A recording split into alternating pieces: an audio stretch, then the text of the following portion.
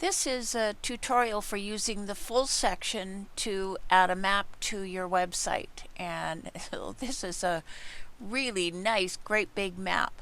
And I was just playing around and I added a number of addresses to the map, and this is what I have. So let's go and log in. So if this is a new installation, you want to make sure that you have your contact information correct. So, and you want company name and the domain name, and then the correct address. So if you have added a map and you're still getting the Boca Raton address, this may be one of the reasons why. So you want to make sure you come to contact and save changes. If you have not already gotten your Google Maps API key, you will then go to integration and click on here, and you need to be logged into at least one of your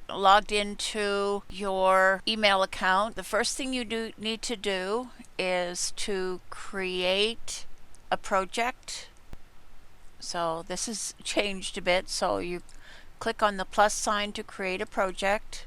Okay, and click on create, and this little thingy will keep whirling, and I guess now it will whirl down here. And once it's completed, then you go ahead, and the first thing to select is Google Maps JavaScript API. Click enable and go back. The next is Google Maps Directions API. Enable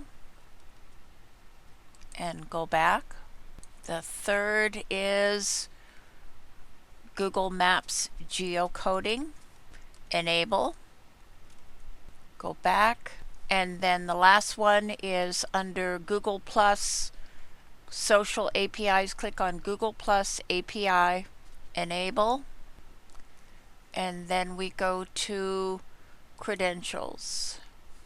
Create credentials, click on the API key, and here is our code. So close, or you can copy it from here.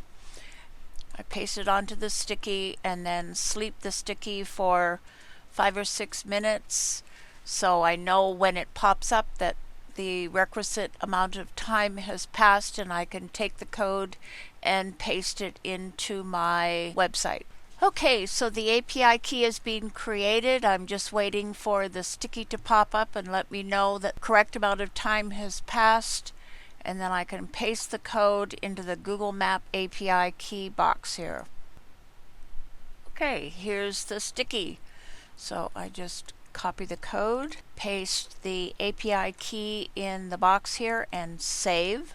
And I'm now ready to go about adding a map to my site. So I'm going to add a full section, and we'll just grab it in an open spot here and move the full section to where I want it to live on the site. Alright, you can either move the full section up or the fixed section down, whichever way works best for you. And then if you want to do anything with background settings, you can go ahead and change those here, or just go ahead and add the map module. So we'll add a map. It's already entered the city and the state, and I've set the map zoom at 15, and we'll say that's home. And we might want to set this information here. The zoom is 15, map height, because this is a large one, I'm going to set it at 1000. The address box height, I'll set at 50. Direction map panel height at 500. And if you want top and bottom padding or margins, you can add those here. And I find that typically the map doesn't show up in the first screen. So I go and click on the gear on default address pin. Okay. and click on Find. Okay, so that is the correct address.